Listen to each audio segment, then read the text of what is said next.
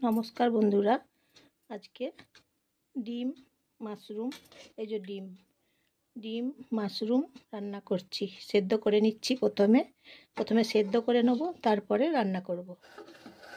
সেদ্ধ করে নিয়েছি ডিমগুলো, এই যে সেদ্ধ করে নিয়েছি, খোলাগুলো ছাড়িয়ে নিয়েছি, জল দিয়ে ধুয়ে পরিষ্কার করে নিলাম। তারপর এবারে মশলা বেটে নিয়েছি, রান্না করব। 5 ফোড়ন বেশ ভালো করে ভেজে নিতে হবে, কড়াই ভালো করে গরম করে নিতে হবে। তারপর সর্ষের তেল গরম করে নিতে হবে। আপনারা রিফাইন তেল দিয়ে রান্না করতে পারেন, আমি তো সর্ষের তেল দিয়ে রান্না করছি, তাই তেল ভালো করে গরম করে নিতে হবে। 5 ফোড়নগুলো ভালো করে ভেজে নিতে হবে।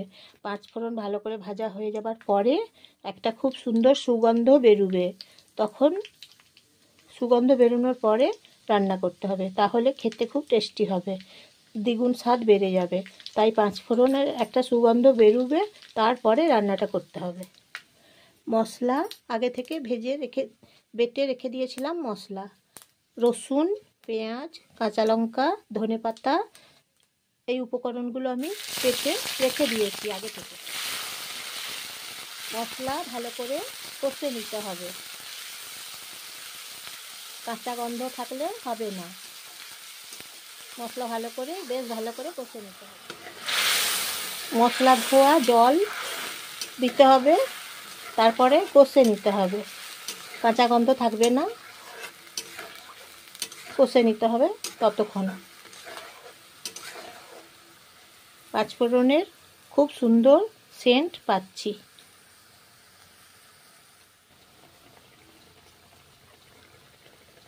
লবণ দিতে হবে স্বাদ মতো।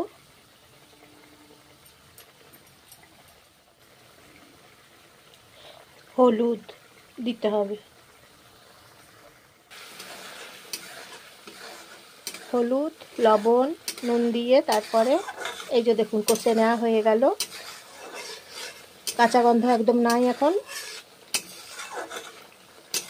এইভাবে রান্না করতে হবে, তাহলে খুব টেস্টি হবে, কাঁচা গন্ধ নেই। তাই মশলা দেখুন কষে নিলাম এতক্ষণ ধরে।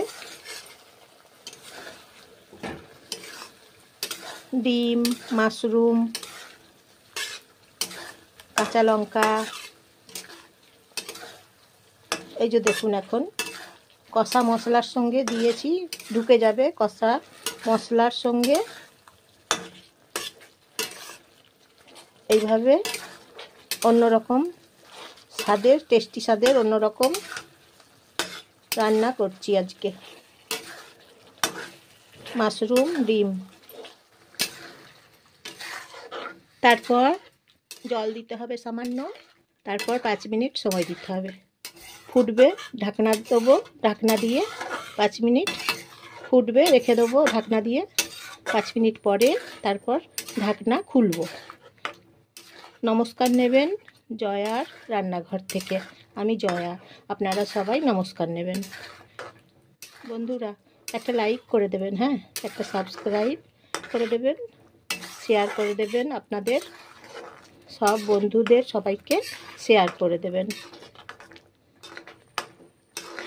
কেমন হয়েছে বলবেন ডিমের মাশরুমের রেসিপি।